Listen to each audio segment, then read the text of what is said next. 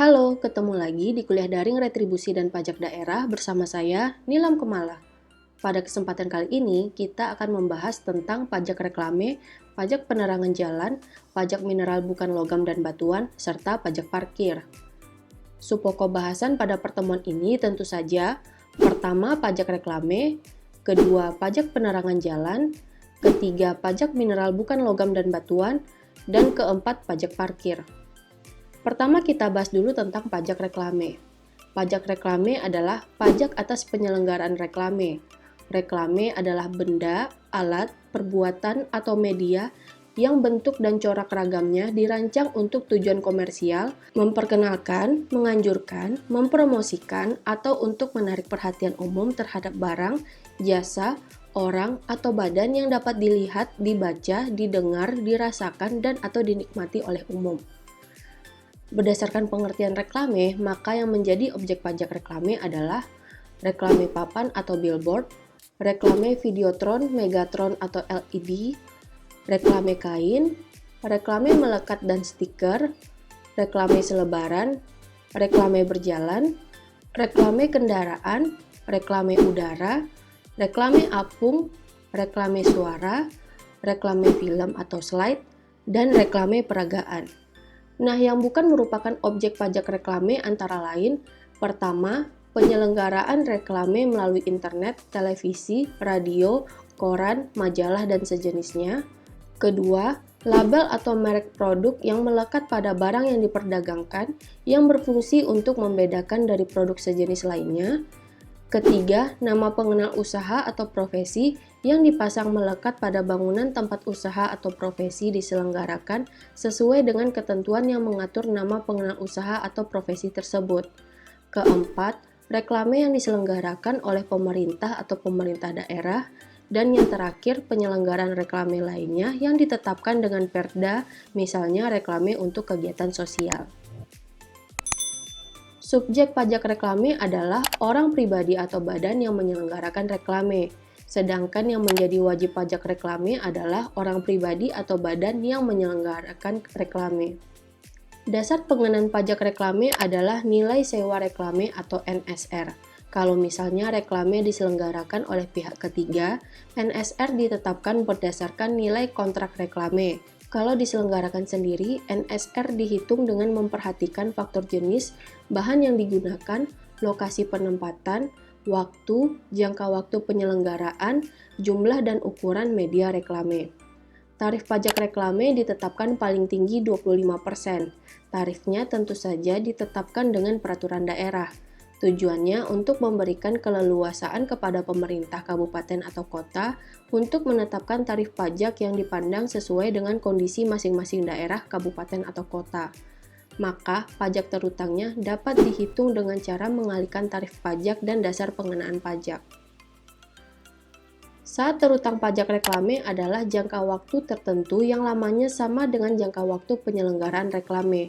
Masa pajaknya merupakan jangka waktu yang lamanya sama dengan 1 bulan takwim atau jangka waktu lain yang ditetapkan dengan keputusan bupati atau wali kota. Pajak reklame yang terutang dipungut di wilayah daerah tempat reklame tersebut diselenggarakan. Berikutnya subpokok bahasan kedua, pajak penerangan jalan. Pajak penerangan jalan adalah pajak atas penggunaan tenaga listrik, baik yang dihasilkan sendiri maupun diperoleh dari sumber lain. Penerangan jalan adalah penggunaan tenaga listrik untuk menerangi jalan umum yang rekeningnya dibayar oleh pemerintah. Objek pajak penerangan jalan adalah penggunaan tenaga listrik baik yang dihasilkan sendiri maupun yang diperoleh dari sumber lain. Nah, contoh tenaga listrik yang dihasilkan sendiri meliputi pembangkit listrik. Sedangkan bukan objek pajaknya terdiri dari pertama, penggunaan tenaga listrik oleh instansi pemerintah dan pemerintah daerah. Kedua, penggunaan tenaga listrik pada tempat-tempat yang digunakan oleh kedutaan, konsulat, dan perwakilan asing dengan asas timbal balik. Ketiga, penggunaan tenaga listrik yang dihasilkan sendiri dengan kapasitas tertentu yang tidak memerlukan izin dari instansi teknis terkait. Dan yang keempat, penggunaan tenaga listrik lainnya yang diatur dengan peraturan daerah, misalnya penggunaan tenaga listrik untuk tempat ibadah. Subjek pajaknya adalah orang pribadi atau badan yang dapat menggunakan tenaga listrik. Secara sederhana, yang menjadi subjek pajak adalah konsumen yang menikmati dan membayar pelayanan yang diberikan oleh pengusaha penerangan jalan. Sedangkan wajib pajak penerangan jalan adalah orang pribadi atau badan yang menggunakan tenaga listrik. Kalau listrik disediakan oleh PLN, pemungutnya dilakukan oleh PLN. Kalau misalnya tenaga listrik disediakan oleh sumber lain, wajib pajak penerangan jalan adalah penyedia tenaga listriknya. Dasar pengenaan pajak penerangan jalan adalah nilai jual tenaga listrik. Nilai jual tenaga listrik ditetapkan sebagai berikut. Pertama, kalau tenaga listrik berasal dari sumber lain dengan pembayaran, nilai jual tenaga listrik adalah jumlah tagihan biaya beban atau biaya tetap ditambah dengan biaya pemakaian KWH atau biaya variabel yang ditagihkan dalam rekening listrik. Kedua, kalau dihasilkan sendiri, nilai jual tenaga listrik dihitung berdasarkan kapasitas tersedia, tingkat penggunaan listrik, jangka waktu pemakaian listrik, dan harga satuan listrik yang berlaku di wilayah daerah yang bersangkutan. Tarif pajak penerangan jalan ditetapkan paling tinggi sebesar 10%. Penggunaan dari sumber lain oleh industri, pertambangan minyak bumi dan gas alam tarifnya paling tinggi 3%, sedangkan penggunaan tenaga listrik yang dihasilkan sendiri tarifnya paling tinggi 1,5%. Maka perhitungan pajak terutangnya adalah tarif pajak dikalikan dengan dasar pengenaan pajak. Nah, saat terutang pajak penerangan jalan adalah sejak diterbitkannya surat ketetapan pajak daerah oleh bupati atau wali kota. Masa pajaknya merupakan jangka waktu yang lamanya sama dengan 1 bulan takwim atau jangka waktu lain yang ditetapkan dengan keputusan bupati atau wali kota. Pajak penerangan jalan dipungut oleh PLN atau instansi lain yang ditunjuk bupati atau wali kota.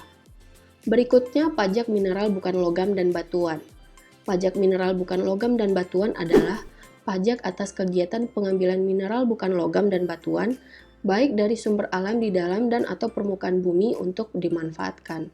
Mineral bukan logam dan batuan adalah mineral bukan logam dan batuan di bidang mineral dan batu bara sesuai yang diatur di undang-undang. Objek pajaknya terdiri dari kegiatan pengambilan mineral bukan logam dan batuan yang meliputi asbes, batu tulis atau batu saba, batu setengah permata, batu kapur atau batu gamping, batu apung, batu permata, bentonit, dolomit, feldspar, garam batu, grafit, granit, gips atau gipsum, kalsit, kaolin, leusit, magnesit, mika, marmer, nitrat, obsidian, oker, pasir dan kerikil, pasir kuarsa, perlit, fosfat, talk, tanah serap, tanah diatome, tanah liat atau lempung, tawas, teras, yarosif,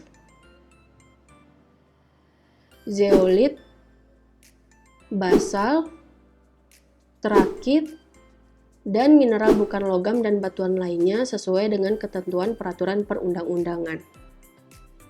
Nah, yang dikecualikan dari objek pajak mineral bukan logam dan batuan adalah: pertama, kegiatan pengambilan mineral bukan logam dan batuan yang nyata-nyata tidak dimanfaatkan secara komersial, seperti kegiatan pengambilan tanah untuk keperluan rumah tangga, pemancangan tiang listrik atau telepon, penanaman kabel listrik atau telepon, dan penanaman pipa air atau gas. Kedua, kegiatan pengambilan mineral bukan logam dan batuan yang merupakan ikutan dari kegiatan pertambangan lainnya yang tidak dimanfaatkan secara komersial. Ketiga, pengambilan mineral bukan logam dan batuan lainnya yang ditetapkan dengan peraturan daerah. Subjek pajak mineral bukan logam dan batuan adalah orang pribadi atau badan yang dapat mengambil mineral bukan logam dan batuan. Wajib pajaknya adalah orang pribadi atau badan yang mengambil mineral bukan logam dan batuan. Nah, artinya subjek dan wajib pajaknya sama ya. Dasar pengenaan pajak mineral bukan logam dan batuan adalah nilai jual hasil pengambilan mineral bukan logam dan batuan. Nilai jual ini dihitung dengan mengalihkan volume atau tonase hasil pengambilan dengan nilai pasar atau harga standar masing-masing jenis mineral bukan logam dan batuan. Nilai pasarnya adalah harga rata-rata yang berlaku di lokasi setempat di wilayah daerah yang bersangkutan. Karena nilai pasar sulit diperoleh, maka digunakan harga standar yang diterapkan oleh instansi berwenang dalam bidang pertambangan mineral bukan logam dan batuan. Tarif pajaknya paling tinggi ditetapkan 25%. Maka, untuk menghitung pajak terutang dihitung dengan mengalihkan tarif pajak dikali dasar pengenaan pajak. Saat terutangnya pajak mineral bukan logam dan batuan adalah saat kegiatan pengambilan atau eksploitasi mineral bukan logam dan batuan. Masa pajaknya merupakan jangka waktu yang lamanya sama dengan 1 bulan takwim atau jangka waktu lain yang ditetapkan dengan keputusan bupati atau wali kota. Pajak mineral bukan logam dan batuan yang terutang dipungut di wilayah tempat pengambilan mineral bukan logam dan batuan. Subpokok bahasan terakhir, pajak parkir. Pajak parkir adalah pajak atas penyelenggaraan tempat parkir di luar badan jalan, baik yang disediakan berkaitan dengan pokok usaha maupun yang disediakan sebagai suatu usaha, termasuk penyediaan tempat penitipan kendaraan bermotor. Parkir adalah keadaan tidak bergerak suatu kendaraan yang tidak bersifat sementara. Objek pajak parkir adalah penyelenggaraan tempat parkir di luar badan jalan, baik yang disediakan berkaitan dengan pokok usaha maupun yang disediakan sebagai suatu usaha, termasuk penyediaan tempat penitipan kendaraan bermotor. Klasifikasi tempat parkir di luar badan jalan yang dikenakan pajak parkir adalah gedung parkir, peralatan parkir, garasi kendaraan bermotor yang memungut bayaran, dan tempat penitipan kendaraan bermotor.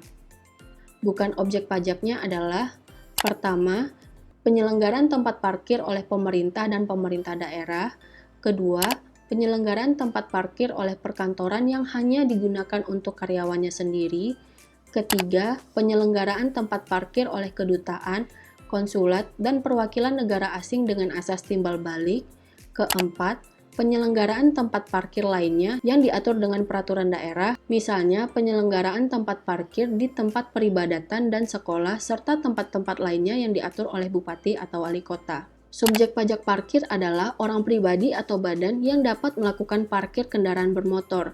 Sementara itu, wajib pajaknya adalah orang pribadi atau badan yang menyelenggarakan tempat parkir.